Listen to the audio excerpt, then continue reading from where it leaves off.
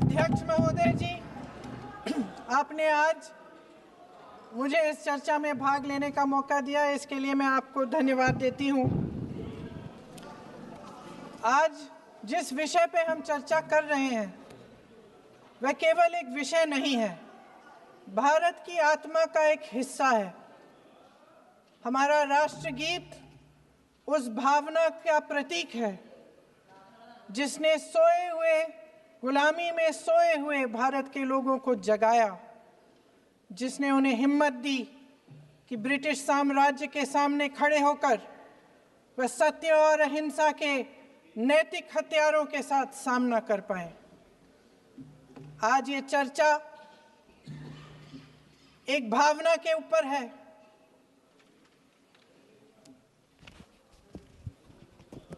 और जब हम वंदे मातरम का नाम लेते हैं तो वही भावना हमारे दिल में उजागर होती है। जब हम वंदे मातरम का नाम लेते हैं तो हमें उस पूरे इतिहास की याद आती है जो स्वतंत्रता संग्राम का इतिहास था, उसकी पीड़ा, उसका संघर्ष, उसका साहस, उसकी नैतिकता,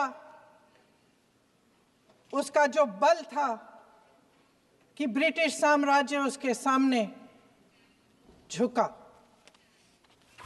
अध्यक्ष महोदय, वंदे मातरम उस आधुनिक राष्ट्रवाद की अभिव्यक्ति है जिसने भारत के लोगों को एक राजनीतिक और नैतिक आकांक्षा से जोड़ा, जिसने भारत के लोगों को एक साझा नियति के उत्तराधिकारी, एक साझा भविष्य के निर्माता के रूप में देखा। लेकिन आज की ये बहस मुझे कुछ अजीब सी लग रही है। जैसे मैंने कहा, ये गीत देश की आत्मा का हिस्सा बन चुका है। 150 सालों से देशवासियों के दिलों में ये गीत बस चुका है। 75 सालों से हमारा देश आजाद है, तो फिर आज इस बहस की क्या आवश्यकता है?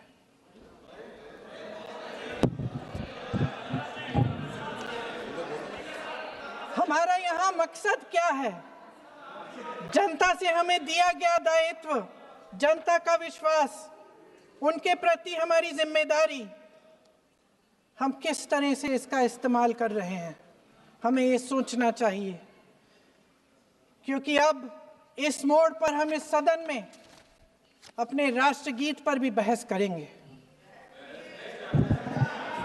आपने बहस मांगी है, आपने बहस मांगी है। आप तो इलेक्टोरल रिफॉर्म्स की बहस नहीं मांग रहे थे कि जब तक हम इस पर बहस नहीं करेंगे तब तक उस पर बहस नहीं होगी।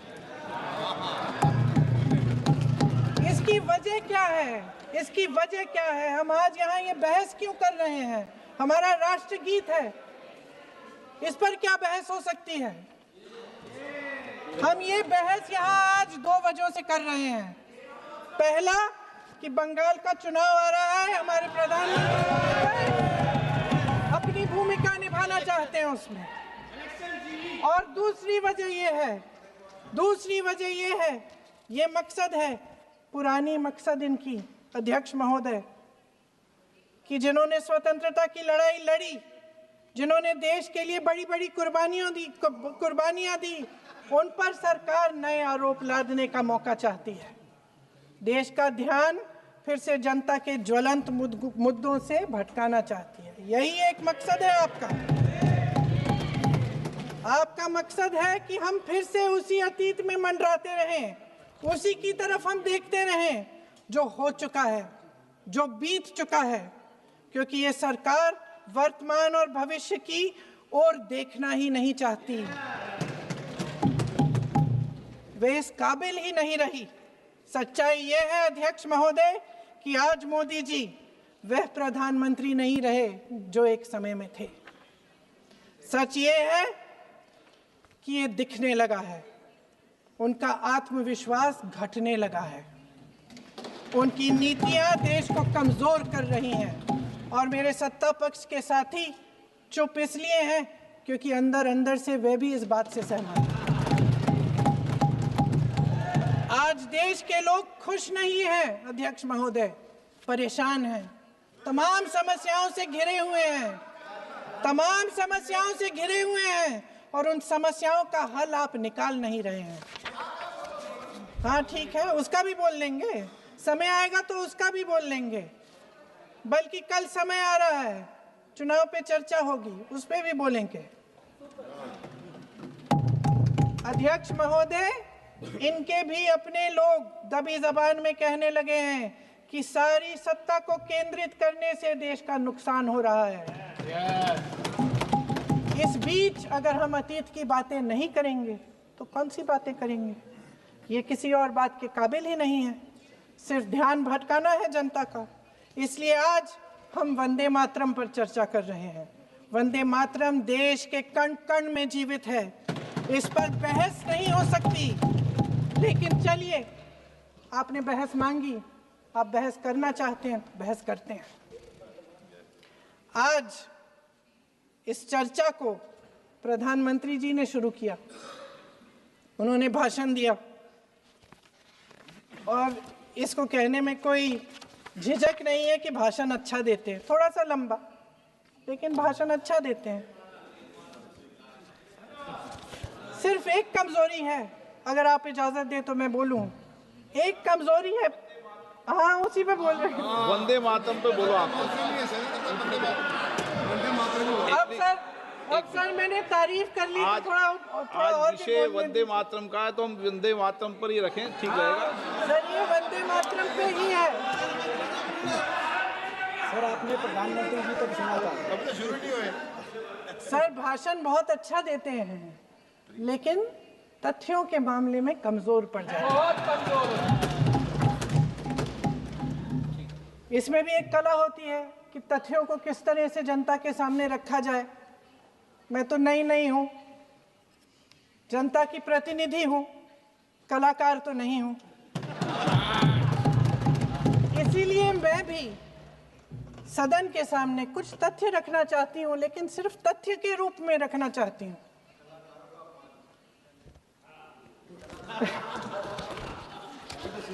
मैं उदाहरण दूं, उदाहरण दे देती हूँ। सर मांग रहे हैं सर वंदे मातरम के बारे में, वंदे मातरम की जो सालगिरह पे आपने एक बड़ा कार्यक्रम आयोजित किया था, उसमें प्रधानमंत्री जी ने भाषण दिया। उसमें उन्होंने कहा कि 1896 में पहली बार गुरुदेव रविंद्रनाथ टैगोर ने ये गीत एक अधिवेशन में गाया। उन्होंने ये नहीं बताया कि कौन सा अधिवेशन था, महासभा, हिंदू महासभा का अधिवेशन था, आरएसएस का अधिवेशन था। किस बात से कतरा रहे थे कि ये कांग्रेस का अधिवेशन था? और उदाहरण दूं कि मैं अपना भाषण जारी रखूं? दे रही हूं। जो वंदे मातरम की जो क्रोनोलॉजी है वो भी आप समझिए, जो असली क्रोनोलॉजी है। 1875 में महाकवि बंकिम चंद्र चट्टोपाध्याय ने इस गीत के पहले दो अंतरे लिखे, जो आज हमारे राष्ट्रगीत घोषित हुए हैं, मतलब जो घोषित हुए थे और जिसको हम आज अपना राष्ट्रगीत कहलाते हैं। ये पहले दो अंतरे लिखे। 1882 में 7 साल बाद उनका एक उपन्यास प्रकाशित हुआ, आनंद मठ। उस उपन्यास में यही कविता उन्होंने प्रकाशित की, लेकिन इसमें 4 अंतरे जोड़ दिए। 1896 में कांग्रेस के अधिवेशन में गुरुदेव रविंद्रनाथ टैगोर ने पहली बार ये गीत गाया। 1905 में बंगाल के विभाजन के खिलाफ आंदोलन के समय वंदे मातरम जनता की एकता की गुहार बनकर गली गली से उठा। गुरुदेव रविंद्रनाथ टैगोर जैसे महान स्वतंत्रता सेनानी इस गीत को खुद गाते हुए बंगाल की सड़कों पर उतरे। विद्यार्थियों से लेकर किसानों तक, व्यापारियों से लेकर वकीलों तक, हर कोई ये गीत गाने लगा। इस गीत की शक्ति को समझिए। ब्रिटिश साम्राज्य इसको सुनकर कांपता था और हमारे देशवासी इसको सुनकर वे मन बनाते थे, वे हिम्मत बनाते थे कि इस भयंकर साम्राज्य के खिलाफ सत्य और अहिंसा के नैतिक हथियारों को लेकर शहीद होने की तैयारी करते थे। ये गीत मातृभूमि के लिए मर मिटने की भावना को जगाता है। इस गीत की शक्ति ये है, इस गीत का हमारे देश से जुड़ाव ये है। लेकिन 1930 के दशक में हमारे देश में जब सांप्रदायिक राजनीति उभरी, तब ये गीत विवादित होने लगा। 1937 में, अब ये मैं दूसरा उदाहरण देने वाली हूँ क्योंकि प्रधानमंत्री जी ने अपने भाषण में इसका उल्लेख किया और गलत किया, इसीलिए मैं इसके जो सच्चे जो तथ्य हैं वो आपके सामने रख रही हूँ। 1937 में नेताजी सुभाष चंद्र बोस कांग्रेस का अधिवेशन कलकत्ता में होने जा रहा था, उसका आयोजन कर रहे थे।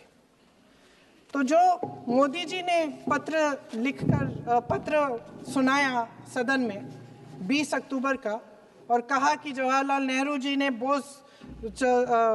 नेताजी को ये चिट्ठी लिखी और ये कहा कि इस पर चर्चा होनी चाहिए, उससे पहले 3 दिन पहले नेताजी सुभाष चंद्र बोस ने पंडित जवाहरलाल नेहरू को एक चिट्ठी लिखी थी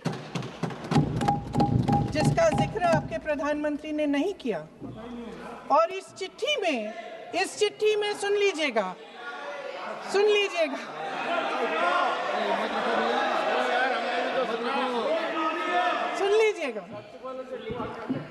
आप नेताजी के लफ्ज नहीं सुनना चाहते? बंगाल का चुनाव आ रहा है।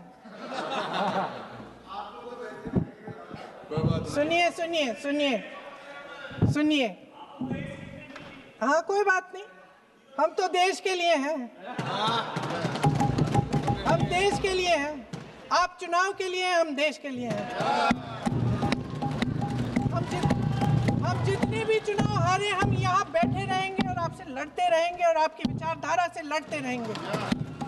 अपने इस देश के लिए, अपनी इस मिट्टी के लिए लड़ते रहेंगे। आप हमें रोक नहीं सकते।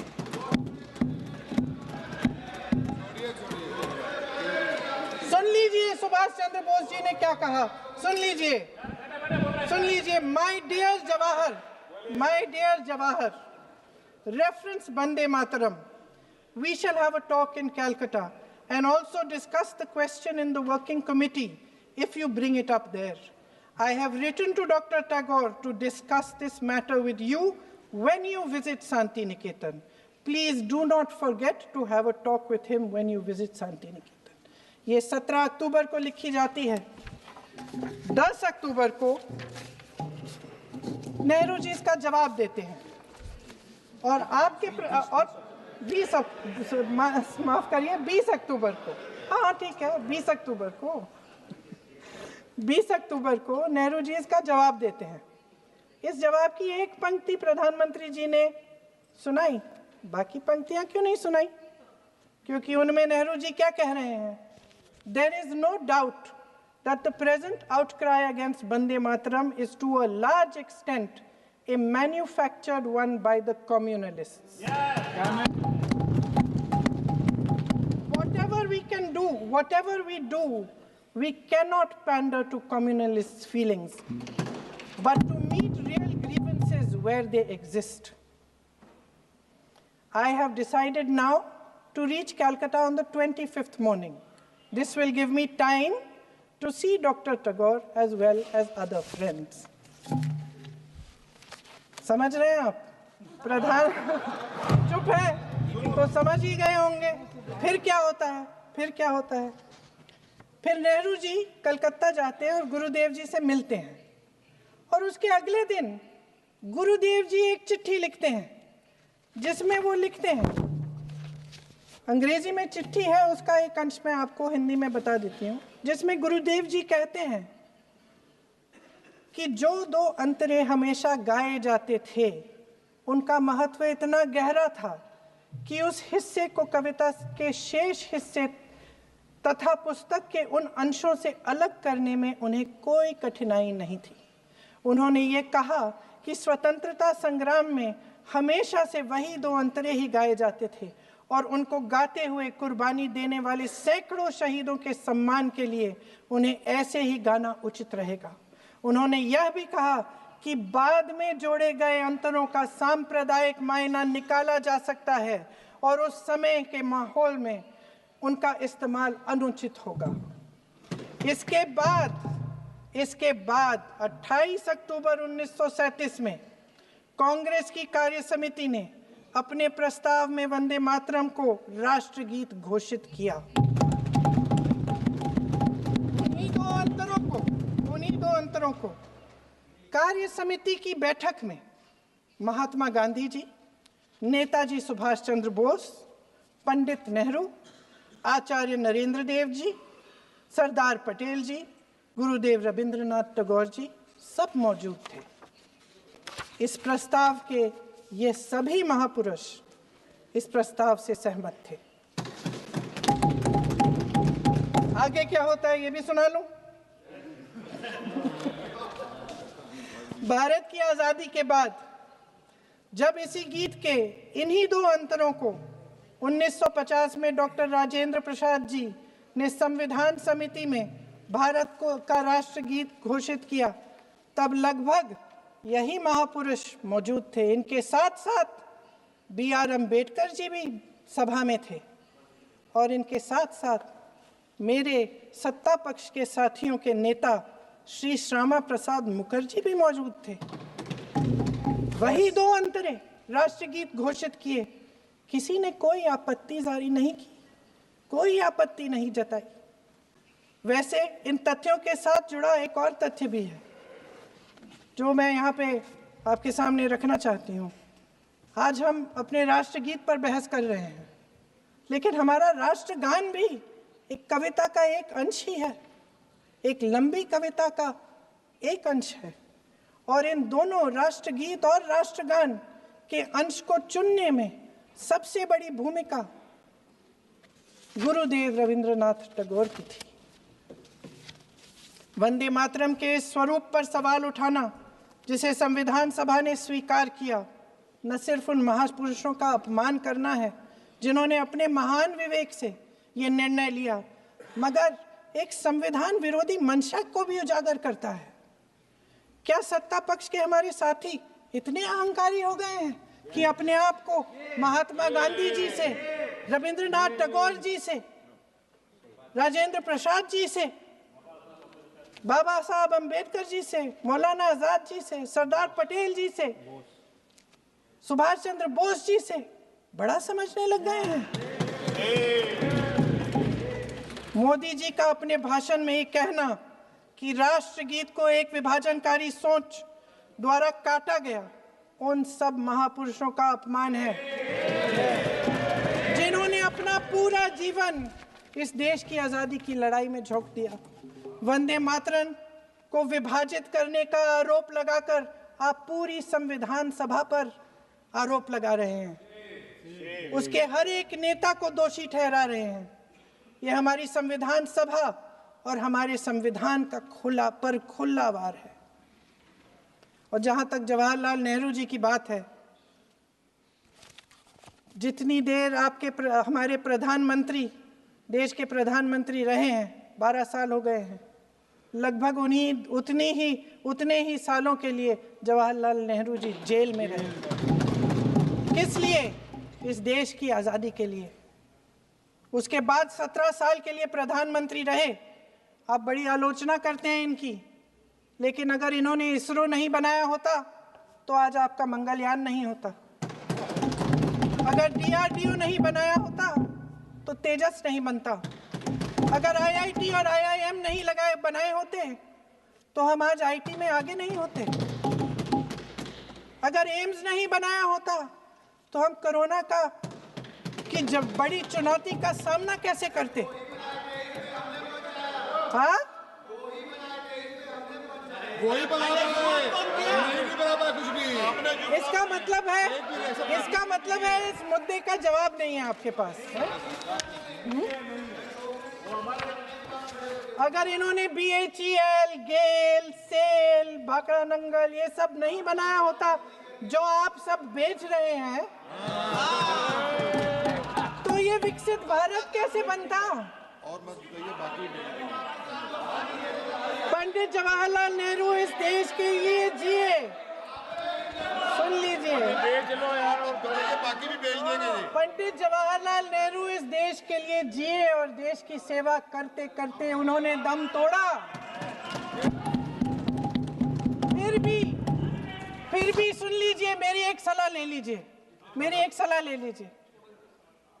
सर मैं आपको आपके माध्यम से सलाह दे रहे हैं, हम छोड़ना नहीं। सर मैं आपके माध्यम से एक सलाह दे देती हूँ।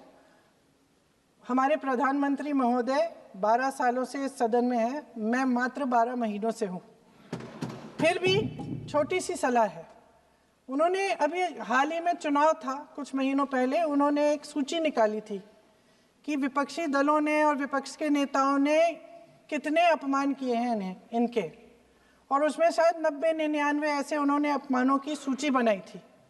तो मैं उनको एक छोटी सलाह देना चाहती हूँ कि नेहरू जी से जितनी भी शिकायतें हैं, जितनी भी गलतियाँ उन्होंने की आपके जहन में, जितनी भी गालियाँ देनी है, जितना भी अपमान करना है, उसकी भी एक सूची बना दीजिए। नहीं, बात खत्म नहीं है।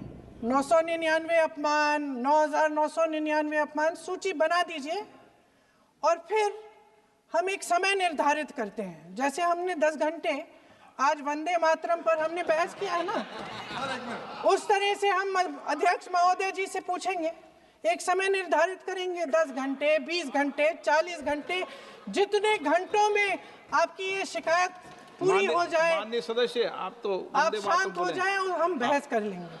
लेकिन इस सदन का कीमती समय, जिसके लिए हमें यहाँ पे जनता ने भेजा है, जैसे हमें जनता की समस्याओं को हल करने के लिए चर्चा करनी चाहिए, इस्तेमाल करना चाहिए, उसको AC के लिए इस्तेमाल करिए। उसके बाद जैसे अंग्रेजी में कहते हैं ना, जैसे अंग्रेजी में कहते हैं कि once and for all let's close the chapter, close कर लीजिए। देश सुन लेगा क्या क्या शिकायतें हैं, किसने क्या किया, इंदिरा जी ने क्या किया, राजीव जी ने क्या किया, परिवारवाद क्या होता है, नेहरू जी ने कौन सी गलतियां की, सुना लीजिए, फिर खत्म। उसके बाद बेरोजगारी, महंगाई, महिलाओं की समस्याएं, जो PMO में हो रहा है उसकी बातें, उसकी चर्चा, जो बेटिंग ऐप के बारे में हो रहा है PMO के अंदर, आप माननीय सदस्य प्लीज, जो एप्स्टीन फाइलों में बोलें। आपके मंत्री महोदय के नाम निकल आए हैं, माननीय उसकी चर्चा करेंगे। आप वंदे मातरम में बोले, आप इधर उधर डाइवर्ट मत हो।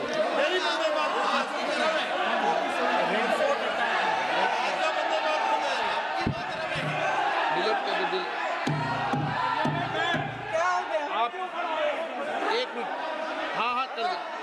क्या हो गया? अंत में चिड़ी गए।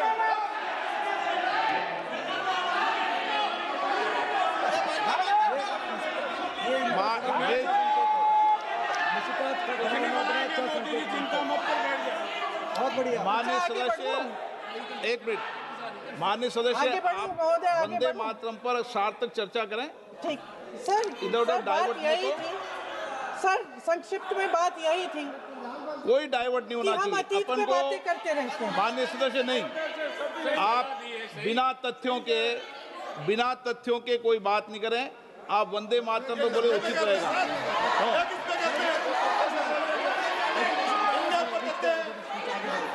मैंने प्लीज। अध्यक्ष महोदय, मैं आपकी बात मानती हूँ, लेकिन बिना तथ्य के बहुत सालों के लिए ये हम पर आरोप डाल रहे हैं। हम चुपचाप सुनते हैं, इनको भी थोड़ी सी संतुलन होनी चाहिए, सुनने की थोड़ी सी हिम्मत होनी चाहिए। ये राजनीति है, हम बोलेंगे, आप वंदे बोलेंगे। मातरम बोलें। वंदे मातरम सर। महोदय, आज की ये बहस सिर्फ ध्यान भटकाने के लिए की जा रही है, क्योंकि ये सरकार इस देश के वर्तमान की असलियत छिपाना चाहती है। आज देश का युवा कितना परेशान है, कितनी मुश्किल में है, पेपर लीक होते रहते हैं, बेरोजगारी है, महंगाई इतनी बढ़ चुकी है, इसकी चर्चा हम सदन में क्यों नहीं कर रहे हैं? आरक्षण के साथ जो हो रहा खिलवाड़ है उसकी चर्चा हम यहाँ क्यों नहीं कर रहे हैं? महिलाओं की बात होगी, बड़े बड़े ऐलान होंगे, मगर उनकी परिस्थितियों को सुधारने के लिए कोई ठोस कदम यहाँ क्यों नहीं उठाया जा रहा है? इन्हीं दरवाजों के बाहर खड़े होकर पत्रकार करें थे। आपने कहा कि आरोप मत लगाइए बगैर तथ्य के, तो मैं बोलूं कि नहीं बोलूं? नहीं, बिल्कुल नहीं।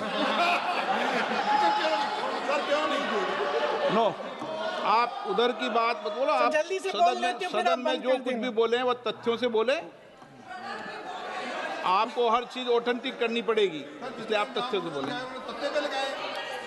अच्छा सर, बड़े बड़े शहरों में प्रदूषण है, लेकिन हम इस सदन में बैठकर सिर्फ छोटी छोटी बातें करेंगे। जी, जो अतीत की बातें हैं ना, जो बार बार आप चाहते हैं कि हम पीछे देखें, लेकिन हम आगे भविष्य की बात, वर्तमान की बात, जो असली समस्याएं हैं उनकी बात न करें, ये छोटी बात होती है। आप में हिम्मत है तो भविष्य की बात करिए, हिम्मत है तो बात करिए कि बेरोजगारी क्यों है, कि पेपर लीक क्यों होते हैं। आप चेयर को एड्रेस करें। आपको अच्छा, खत्म कर लेती हूँ, चेयर के एड्रेस करो आप। अध्यक्ष महोदय जी, सच्चाई ये है कि इनका शासन दमन का शासन है। इनकी राजनीति दिखावे की राजनीति है, इवेंट मैनेजमेंट की राजनीति है, चुनाव से चुनाव तक राजनीति है, तरह तरह के ध्यान भटकाने वाले मुद्दों की राजनीति है। वंदे मातरम इस देश की उन्हीं उम्मीदों की गुहार है जिन्हें आपका शासन हर रोज ठुकरा रहा है। आज भी सरहद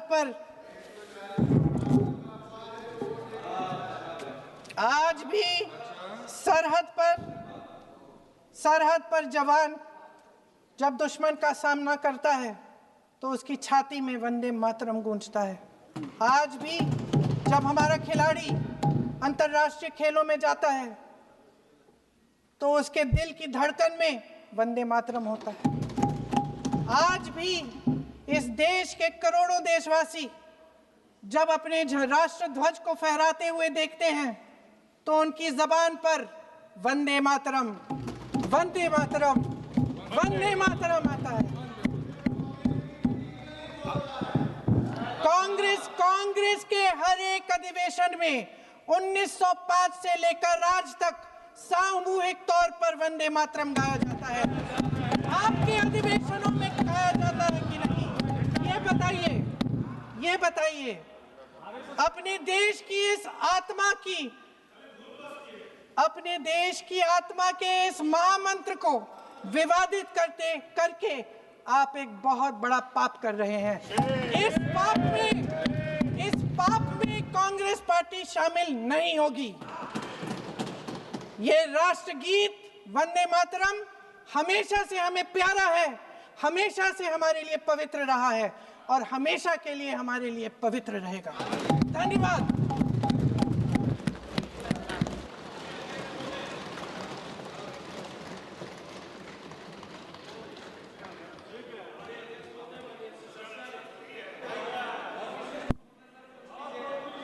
माननीय अध्यक्ष महोदय, माननीय सदस्य ने अपना वक्तव्य देते हुए अभी ये कहा कि वंदे मातरम जब महान कवि बंकिम दास चटर्जी जी ने लिखा था, तब उन्होंने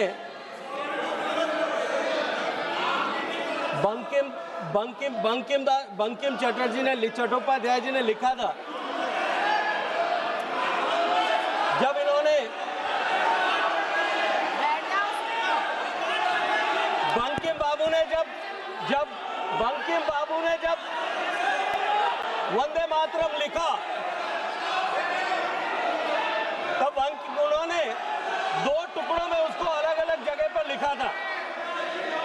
उन्होंने ये कहा कि 1875 में उन्होंने केवल 2 स्टैंजा लिखे थे और बाद में 1882 में 7 साल बाद में उन्होंने उसके बचे हुए 5 स्टैंजा जो है उसके बाद में लिखे थे।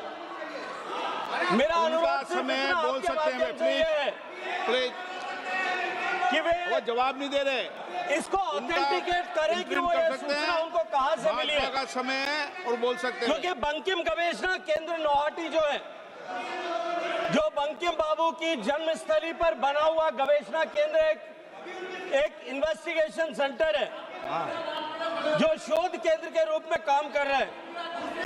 वो ये कहता है कि बंकिम बाबू ने पूरा वंदे मातरम एक बार एक ही साथ में लिखा था। इसको माननीय सदस्य ने जो अपने वक्तव्य यहाँ दिया है उसको वो ऑथेंटिकेट करें कि ये सूचना उनको कहां से मिली है, ताकि ये सूचना करेक्ट की जा सके।